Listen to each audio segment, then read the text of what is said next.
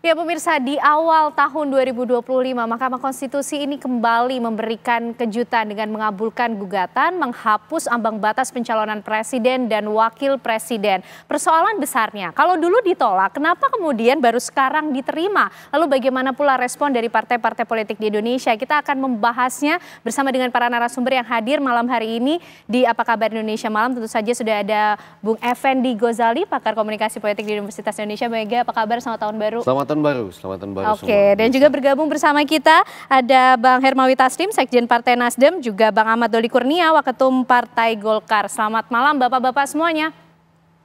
Malam. Selamat malam. Assalamualaikum warahmatullahi wabarakatuh.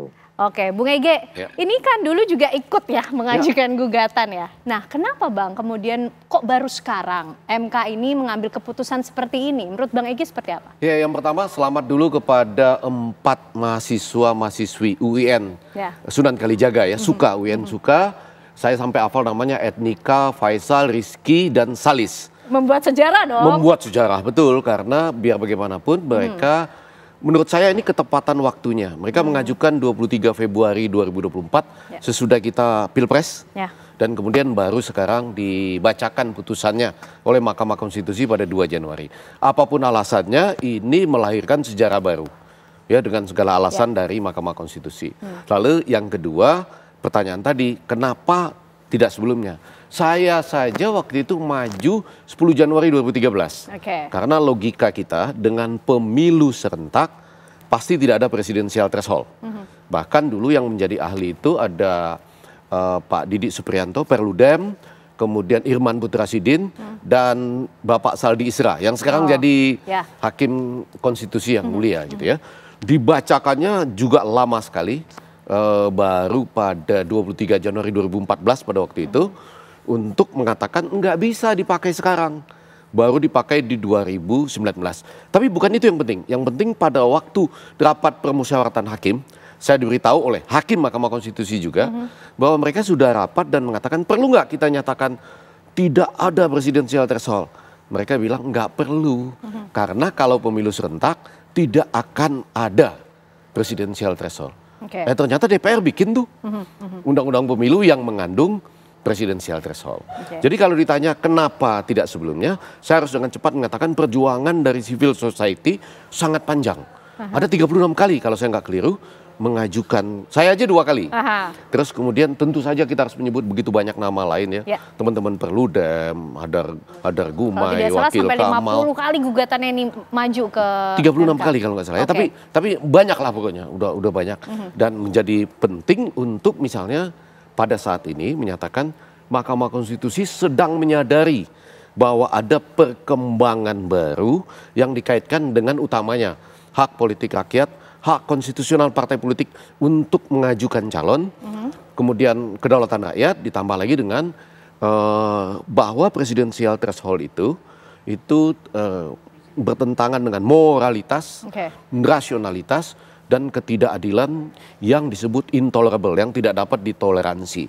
Tapi kan muncul pertanyaan orang, walaupun sekali lagi kita nggak bisa melihat ke belakang, tapi tidak bisa juga kita abaikan untuk menyatakan bahwa apakah pemilu selama ini bertentangan dengan moralitas, bertentangan dengan rasionalitas, dan bertentangan dengan ketidakadilan yang tidak dapat ditoleransi gitu ya. Karena itu MK memutuskan yang demikian. Nah, kita tahan dulu Bung Ege, coba nanti kita juga ingin melihat point of view atau pandangan dari partai-partai politik. Saya mau undang Bang Mardhani Alisera untuk bisa menemani Bung Ege di sini. Bung Mardhani Alisera, silakan Ketua DPP PKS bergabung bersama kita malam hari ini. Ini juga yang dinanti-nantikan ya. Karena kita menunggu suara dari partai politik Bung Mardhani. Terima kasih. Ini pendukung dulu. Oh gitu ya. Sampai sekarang, maksud saya waktu saya maju dulu, beliau bilang harus 0%. Harus 0%. Artinya kalau dari PKS dengan putusan MK ini Bang Mardhani, setuju, sepakat, angin segar dong ini? Kita ucapkan syukur alhamdulillah. Karena PKS termasuk para pihak, kita pihak yang minta JR ke 31. Oh, 31 kami. Ya, yang sekarang kan 34, 33, 36, 34, 36. Jadi ini adalah angin segar, tetapi baru awal. Ya, benar sekali. Nah, dia bisa hilang pesonanya kalau proses politiknya tidak diawasi. Oke, hilang pesonanya ketika proses Keren, politik keren. tidak Kalimat ini diawasi keren. ya. Nah, Iya, proses iya. politik semacam apa sih yang kira-kira ini perlu diwaspadai dan termasuk partai-partai politik kan juga menjadi aktor-aktornya nih, Iya. Bang Mardhani. Yang pertama saya apresiasi dulu, bukan MK-nya nih, Bang Ege, Mbak Pihak-pihak Titi, penggugat. para seluruh civil society, termasuk minta maaf yang sudah meninggal. Iya, banyak. Bang Faisal Basri, Karena Bang Rizal perjalanannya Ramli. panjang sekali ya. Iya. Ini udah 31, 32, 3 dan Mbak Titi aja 3 kali nih. Iya, iya. Bang Saya Egi 2 juga berapa kali. kali Saya gitu. 2 kali. Artinya persisten teman-teman civil society memperbaiki demokrasi kita luar biasa. Apresiasi kedua buat MK. Oke. Sebagian mengatakan taubat. Kalau saya nggak bilang taubat ya, enggak. MK melihat bukan novum sih ya kalau dalam persidangannya. Kalau dalam fatwa bisa berubah melihat situasi kondisi. Bang Saldi Isra dalam penjelasannya ada tren pilkada kota kosong yang makin tinggi, meningkat. Ya. Nah itu mengkhawatirkan. Ada tren bahkan agak progresif, Bang Ege. Iya, iya. Poin 4 itu ada batas maksimal koalisi, jangan jadi koalisi gemuk. Kaget juga saya itu. Itu progresif sekali tuh MK tuh. Oke. Yang Bukan ketiga cuma ya, pedoman yang ketiga. yang ketiga. Iya, iya. Bukan cuma membatalkan minimal threshold, tapi membatasi koalisinya. Biar belum disebutkan angkanya belum, ya, tapi itu di diktumnya ada. Iya, iya, Buat iya. saya itu progresif sekali. Betul, betul. Progresif. Bahkan tambahan. Bener, ini nomor 3, poin 4-nya. Pemerintah dan DPR wajib melibatkan civil society dan masyarakat dalam bentuk meaningful participation.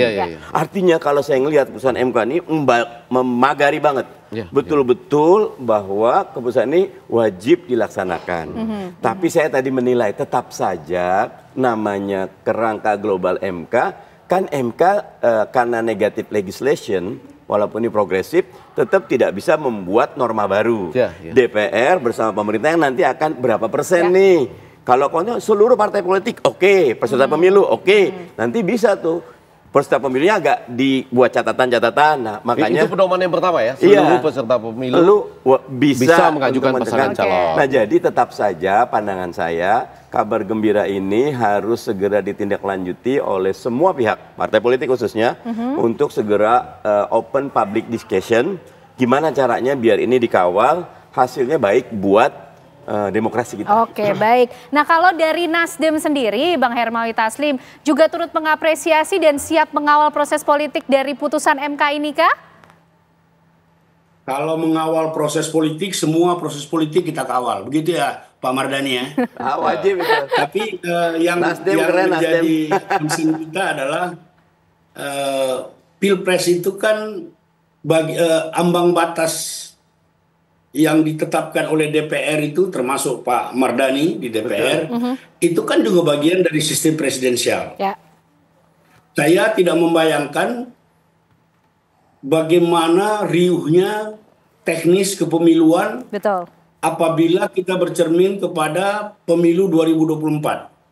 Begitu banyak partai politik yang maaf saja, total suaranya itu kalah sama Komeng. Nah, kalau partai yang seperti ini ikut dalam konsultasi Pilpres, seperti apa nanti aturannya? Tapi saya sependapat dengan Pak Mardhani tadi bahwa ini harus diatur lebih lanjut tentang bagaimana membuat begini. Kita sebagai warga negara menghormati putusan MK. Tapi bagaimana putusan MK ini dibuat sedemikian rupa oleh DPR dan pemerintah dalam undang-undang yang baru nanti supaya bisa terimplementasi dengan keterwakilan pemikiran-pemikiran masyarakat yang mayoritas. Tadi Pak Profesor Effendi Ghazali menyebut 4 mahasiswa. Saya tidak tahu apakah 4 mahasiswa itu mewakili berapa banyak aspirasi mahasiswa masyarakat Indonesia. Tetapi sekali lagi, Pilpres itu adalah pemilihan putra terbaik bangsa, pemilihan pelayan Republik yang sekian ratus juta orang. Dia harus punya modal sosial. Harus punya modal sosial dong. Saya mau maju modal saya segini gitu loh. Modal saya sebagai Golkar begini. Kalau tiba-tiba ujuk-ujuk saja, maaf ya, dengan suara sekian ribu dia maju dan seterusnya, saya kira putusan MK itu tidak diambil berdasarkan pertimbangan-pertimbangan yang komprehensif. Kita kenal beberapa, mereka kan juga mantan aktivis. Mungkin ada aspek-aspek yang terlingsut dari mereka.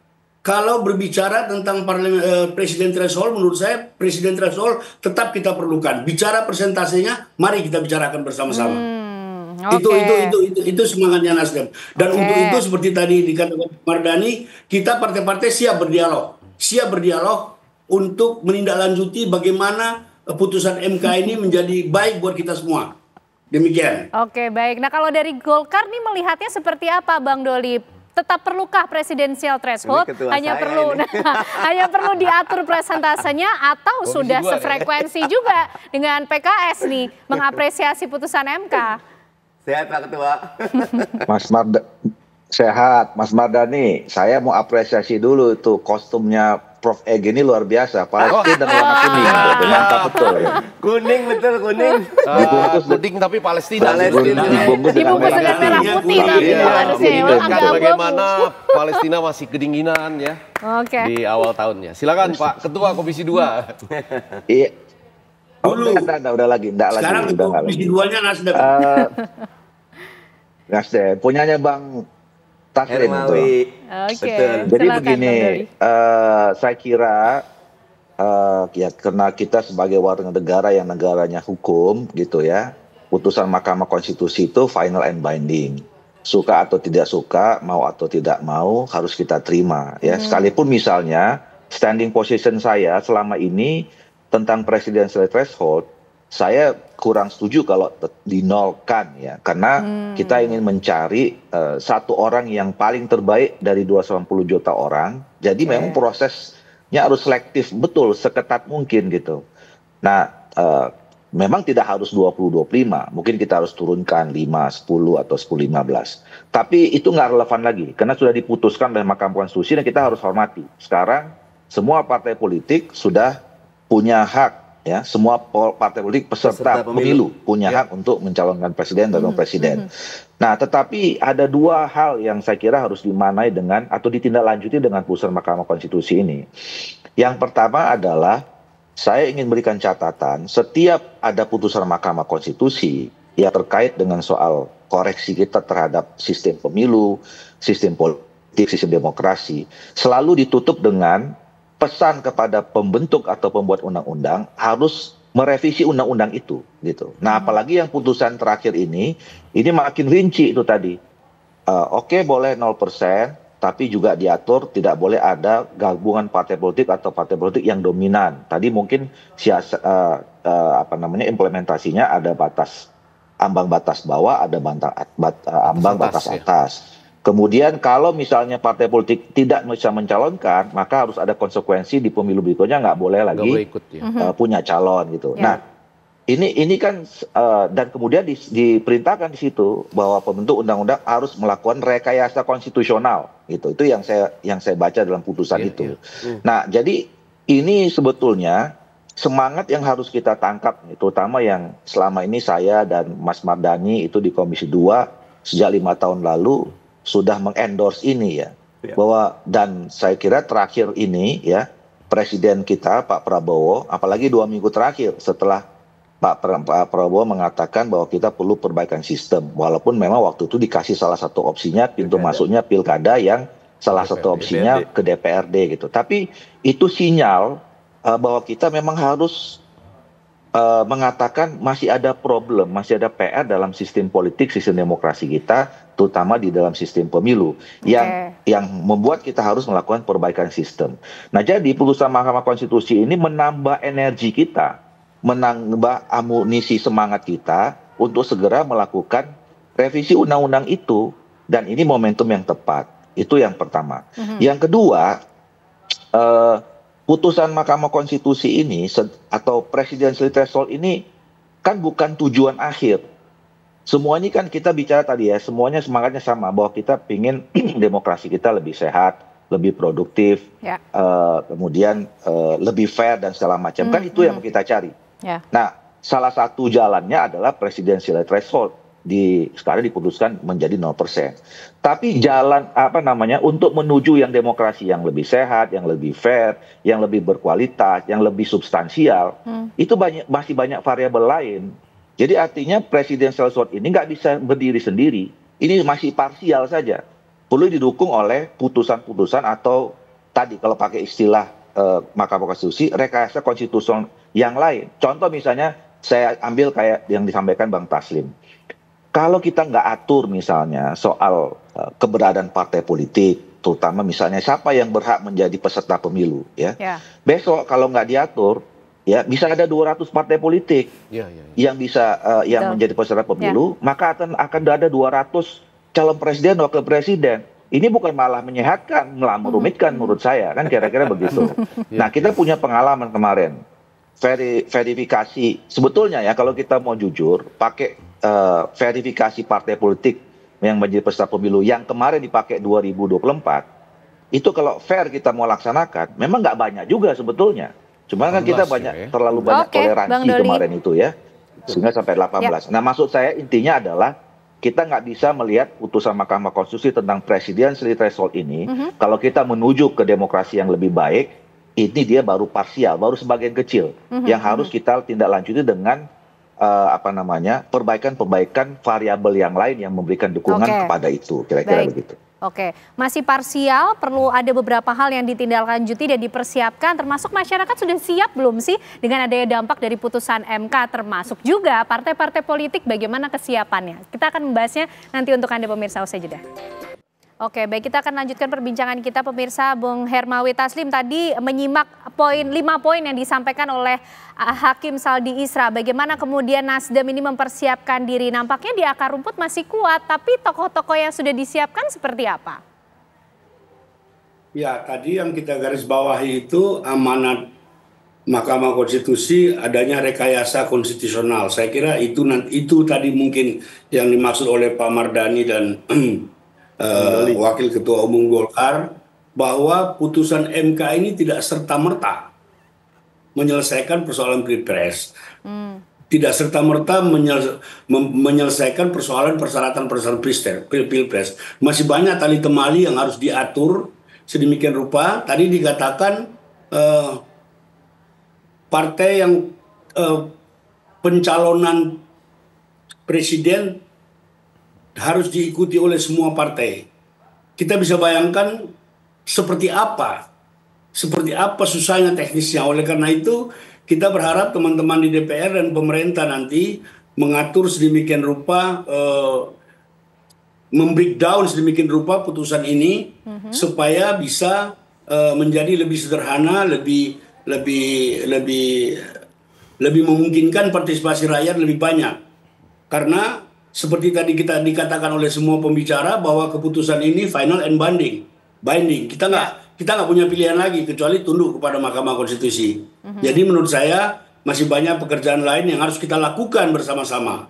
Ini bukan kemenangan siapa-siapa, ini bukan kekalahan siapa-siapa, ini proses kita bernegara, proses kita berkonstitusi, proses kita bersistem. Oleh karena itu kita harus atur sedemikian rupa bersama-sama. Saya ulangi lagi, bersama-sama. Tadi ada yang digarisbawahi juga, koalisi partai-partai tidak boleh membuat adanya dominasi. Ini penting. Penting, kesetaraan ini penting. Kesetaraan ini penting supaya kita harus saling menganggap, kita harus saling, kalau orang Medan bilang harus saling terge, saling melihat, saling memperhatikan. Saya kira demikian. Oke, baik. Boleh, ada semacam perbedaan pendapat dalam konteks gini. Yang pertama, basis dari Mahkamah Konstitusi sejauh saya tahu tuh hak politik rakyat, hak politik partai politik untuk mengajukan calon, kemudian juga kedaulatan rakyat ditambah dengan moralitas, rasionalitas dan ketidakadilan yang tidak bisa ditoleransi, ya, intolerable. Tapi sebetulnya kata rasionalitas itu menurut saya penting dalam konteks gini. Kita sebetulnya dibandingkan Pilpres yang misalnya diikuti oleh 18 calon, katakanlah ya, masing-masing partai politik mengajukan sendiri-sendiri, maka ada 18 sesuai 2024 di 2024 ya. Dibandingkan misalnya pemilihan DPRD tingkat 2 misalnya. Itu berapa banyak coba? Jumlah partai, jumlah calon.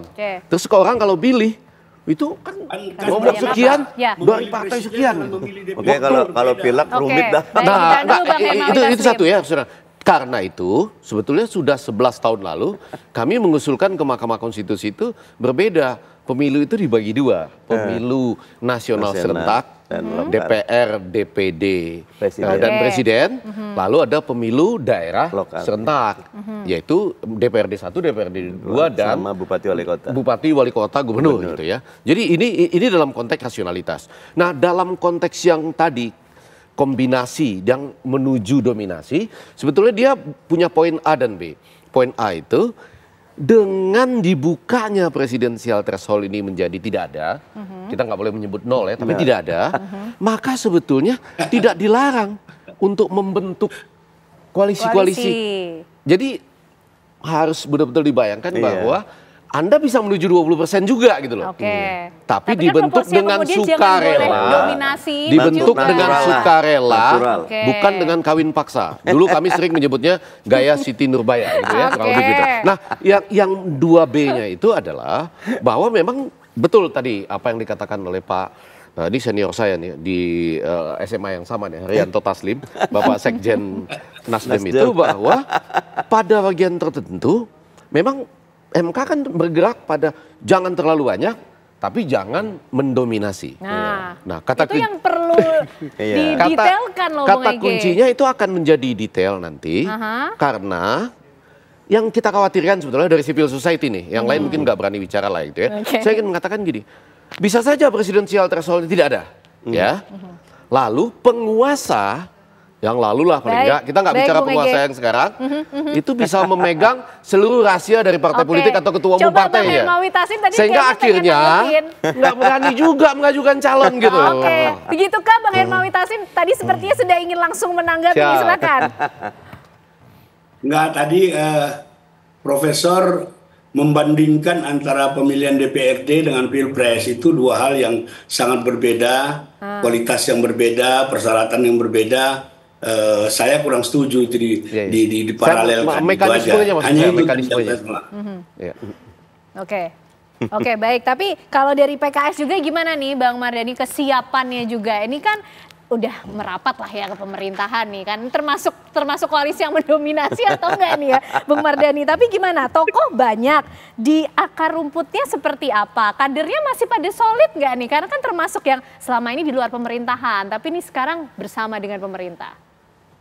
Di dalam PKS pernah punya pengalaman zaman Pak SBY 10 tahun. Zaman Pak Jokowi kita di luar. Zaman Pak Prabowo sekarang gabung lagi. Kalau di kami, koalisi atau oposisi itu wilayah ijtihadi. Artinya kalau ditimbang manfaat mudarat, monggo. Saya kalau di Majelis Syuro selalu bilang, saya oposisi. Tapi kalau keputusan partai adalah koalisi, ya sami'na wa ta'na. Karena itu pun punya dasar yang bagus. Nah, terkait kondisi sekarang tentu, saya ngelihatnya gini Prof. Bang Doli ini bareng saya nih, 5 tahun di Komisi 2 dan keren itu. Long road to freedom-nya masih panjang nih. Kalau bahasanya Nelson Mandela ya. Yang harus di-exercise sekarang, threshold 20% hilang, tapi maksimalnya ada. Karena gini, too little bad, but too many very bad. Gitu. Kalau 1, 2 buruk, tapi kalau 18, 20 lebih buruk lagi, karena membuat kerumitan.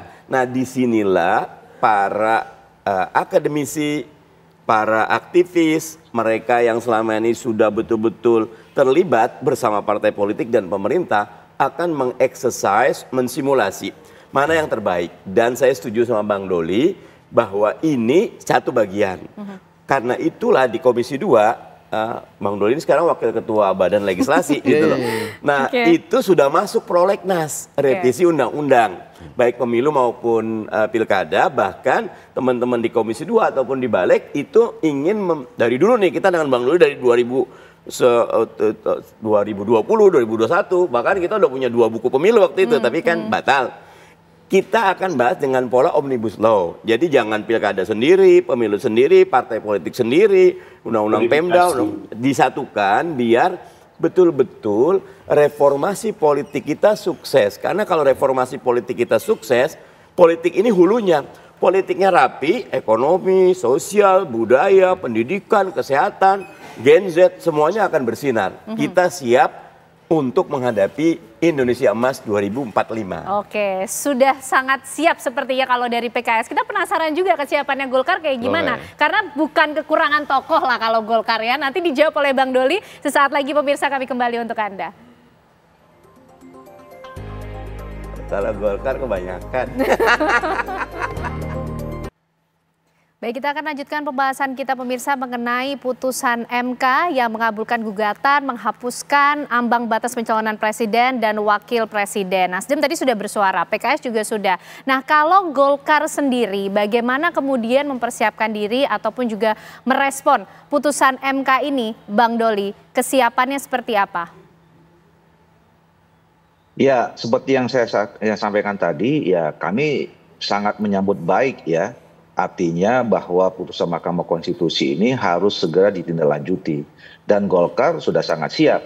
Tadi Mas Mardhani mengatakan waktu kami di Komisi 2 sejak 5 tahun yang lalu justru kita yang sangat serius, sangat getol mengendorse terjadinya perubahan sistem ini. Ya walaupun kita waktu itu tidak tahu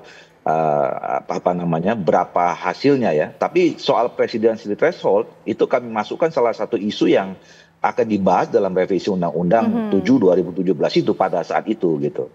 Nah dan kemudian kita lihat kemarin waktu pidato Ketua Umum di Partai Golkar di Puncak HUT 60 tahun itu kembali juga mengingatkan kita bahwa perlunya ada perbaikan sistem ya walaupun konteksnya waktu itu kan kita bicara tentang soal evaluasi pilkada gitu.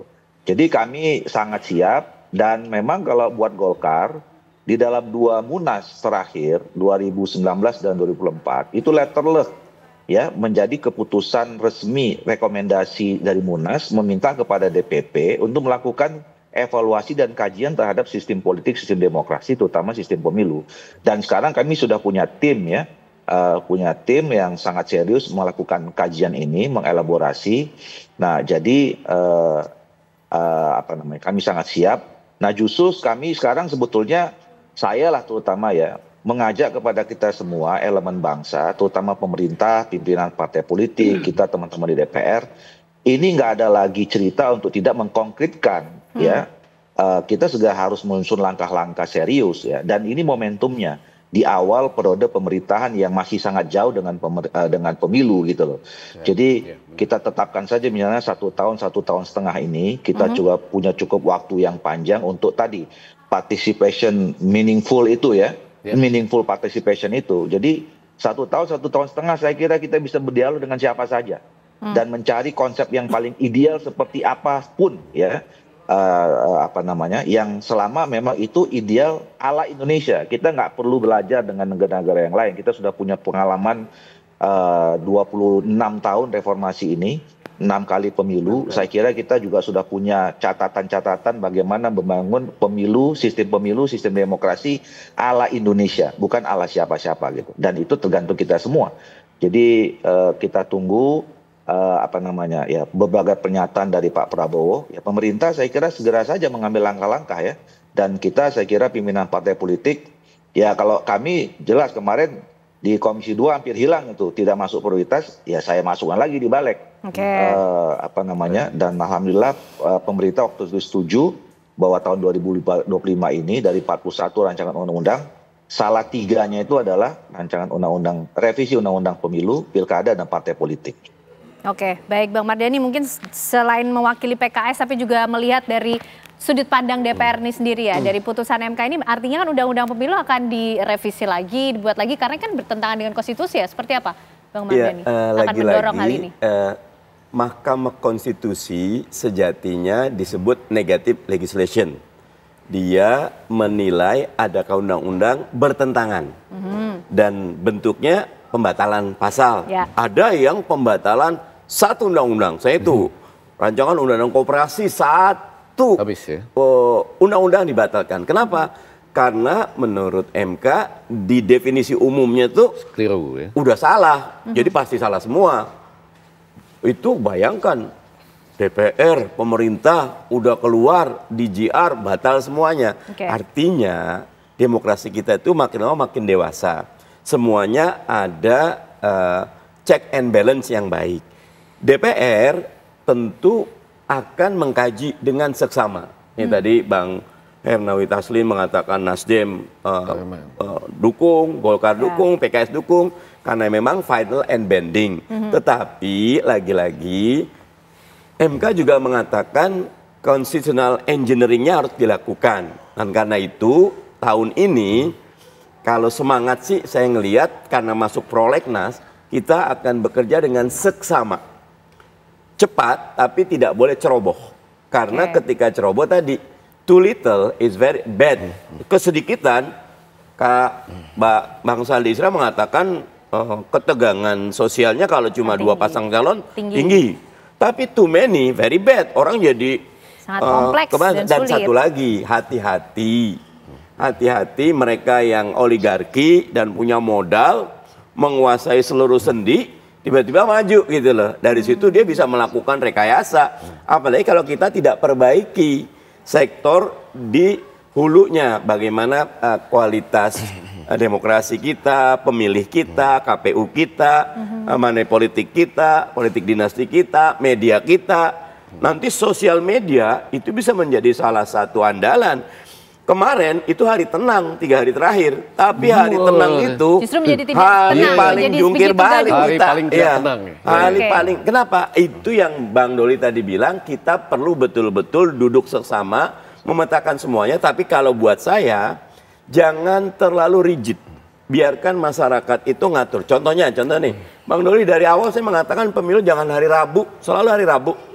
Karena dianggap stasiun Sabtu Minggu orang udah nggak ada, Senin masih kurang, Selasa belum 90%, Rabu buat Sabtu Minggu di sekolah saja, nggak perlu ada TPS. Biasa kok, saya pernah datang di Malaysia tuh, Malaysia nih contoh nih, ada 4 lantai, itu 100 TPS di satu sekolah, bisa, parkirnya enak. Dan dipastikan kalau Anda umur 17 sampai 20 lantai atas, tapi kalau 60 ke atas lantai 1 gitu kan. Nah itu bisa menghemat banyak sekali gitu loh. Nah termasuk kajian bagaimana pola KPU dan Bawaslu kita nih Bang Loli. Kan bahasanya libur nih. Selama ini banyak pekerjaan mereka gitu. Tapi kita harus betul-betul uang itu betul-betul buat kesejahteraan rakyat. Bung Egy ditahan dulu. Nanti kita menutup terakhir. Karena sekarang Bang Hermawi Taslim dulu ya. Bang Hermawi gimana nih? Bagaimana kemudian juga ikut mengawal supaya rekayasa konstitusional itu tidak menjadi satu threat ya? Bagaimana kemudian mengawal proses politik ini? Ya jadi putusan MK itu kan baru awal. Pekerjaan detail sesungguhnya nanti tergantung ke DPR dan pemerintah. Yang paling penting tadi kita garis bawahi itu bagaimana MK secara tegas menggarisbawahi partisipasi rakyat. Nah yang kurang selama ini dengar pendapat ini susah sekali, masyarakat di kalangan tertentu cukup sulit untuk punya akses untuk melakukan dengar pendapat. Akhirnya berseliweran semua itu di medsos. Kita nggak tahu yang mana yang hoax, mana yang tidak hoax dan seterusnya. Jadi tadi Bang Doli sudah mengatakan ini harus kerja prioritas, kerja awal, dan mudah-mudahan Nasdem siap karena ketua Komisi 2-nya sekarang Rifki itu dari Nasdem, orang pintar juga, satu alma mater sama Bang Doli, sama-sama dari HMI. Saya kira kita semua ini bukan kemenangan siapa-siapa, tidak ada yang kalah juga. Putusan MK itu pasti semangatnya adalah untuk kepentingan bangsa dan negara. Oleh karena itu kita harus agak mempercepat prosesnya. Tadi Pak Mardhani sudah sampai jauh ke urusan TPS, hari Minggu dan seterusnya. Yang lain juga punya pengalaman lain. Orang-orang di Indonesia Timur kalau disuruh dia hari Minggu pemilu, pilkada, dia nggak ada yang mau. Walaupun dia nggak ke gereja, dia nggak mau. Dia nggak mau kerja hari Minggu tuh. Betul. Jadi ya macam-macam. Bisa hari Sabtu. Opsi ya Bang ya. Iya. Pokoknya hari libur. Baik Bang Hermawi Taslim. Nah sekarang giliran KPU itu hari Rabu itu, bukan kita. Baik. Nah sekarang Bung Egy nih, singkat Bung Egy. Kira-kira bagaimana kemudian nanti parpol, pemerintah, penyelenggara pemilu menyesuaikan dengan putusan MK ini? Ya terima kasih sekali lagi ya Enika, Faisal, Rizky, kemudian Salis itu ya anak-anak muda yang mewakili kita semua. Perjalanannya sudah panjang, beberapa sudah meninggal tadi ya, Bang Faisal Basri, Rizal Ramli, ada dan semua yang lain. Rocky Gerung. Ya, Rocky Maju, Titi Perludem, Ferry Amsari dan begitu banyak yang lain. Nah, momentumnya tepat karena jauh dari pemilu. Dan saya yakin bahwa Pak Prabowo sebagai presiden sekarang itu nggak pernah takut dengan tidak adanya presidensial threshold. Saya lama berdiskusi dulu dengan Pak Prabowo, Pak Hasim, kemudian juga Ahmad Muzani ya. Itu semua sama-sama berpendapat bahwa tidak perlu ada presidensial threshold. Nah, karena itu langkah kita selanjutnya justru di pedoman kelima dari Mahkamah Konstitusi itu. Jadi betul-betul Bang Hermawi Taslim, kemudian Bang Doli dan Bang Ustadz Mardani Alisera ini, kita betul-betul semua sama-sama ajak seluruh masyarakat untuk mendiskusikan ini. Karena ini tidak terlalu gampang. Bahwa presidensial threshold tidak ada, berarti semua bisa maju. Juga tidak menutup kemungkinan semua bisa bergabung. Ya kan? Dan MK mengatakan jangan sampai ada dominasi. Karena kekhawatiran MK itu kok selalu 2 walaupun kemarin 3, lama-lama bisa menuju 1 nih, dan itu diizinkan oleh undang-undang pemilu kita yang kemarin. Nah, jadi betul-betul meaningful participation itu mudah-mudahan segera kita buka ya, kita dengar semua pendapat. Nah, ditambah lagi dengan saya kok berpikir ini nanti penyempurnaannya antara lain dengan itu tadi, dibedakan 2 pemilu nasional serentak, presiden, DPR, DPD, dan pemilu daerah serentak ya, DPRD 1-2 dan kepala daerah yang diberi jarak, jangan pada tahun yang sama, mungkin 2,5 tahun sebagai apa namanya evaluasi, evaluasi terhadap pemilu presiden. Jadi sekali lagi Bang Hermawi Taslim, Bang Doli dan Bang Mardani Alisera, saya yakin semua teman-teman civil society siap kita diskusikan bersama-sama. Oke, Bung Doli, civil society sudah siap, tapi bagaimana juga kemudian ikut menyesuaikan, mengawal putusan MK ini supaya semuanya pengen buru-buru segeralah kemudian diatur detailnya seperti apa? Iya, jadi gini, saya mau tanggapin dulu tadi itu ya, yang Prof. Ege ya mengatakan. Itu yang menunjukkan bahwa presidensial threshold ini tidak bisa berdiri sendiri. Tadi soal keserentakan itu juga sangat berpengaruh terhadap situasi dinamika demokrasi kita gitu. Memang kemarin agak aneh nih, dalam 1 tahun 3 jenis pemilu dilaksanakan sekaligus ya. Ini membuat election hectic buat masyarakat kita dan seterusnya gitu. Nah, dan lagi-lagi Mahkamah Konstitusi udah putusin tuh Prof. Ya, ini kita nggak punya pilihan lagi. Jadi mereka udah kasih 6 opsi itu. Yang masuk rasional itu ada 5, opsi ke-5 dan opsi ke-6. Yang itu tetap menggabungkan yang Presiden, DPR RI, kemudian DPD RI. Nah, tapi kemudian sisanya DPR tetap 5 suara gitu ya. Tapi kemudian yang jadi ada nasional dan lokal jadinya. Gitu. Padahal sebenarnya kan harusnya bisa dibuka di opsi yang lain, eksekutif, legislatif misalnya gitu. Nah, tapi itu juga nanti akan kita bicarakan itu hanya bisa kita diskusikan kalau dibuka pintu untuk revisi undang-undang gitu. Nah, oleh karena itu ya sekali lagi ini tergantung ketua Komisi 2-nya anak buahnya Bang Taslim itu kan. Jadi kalau misalnya diperintahkan besok misalnya segera menyusun membuat jadwal-jadwal gitu.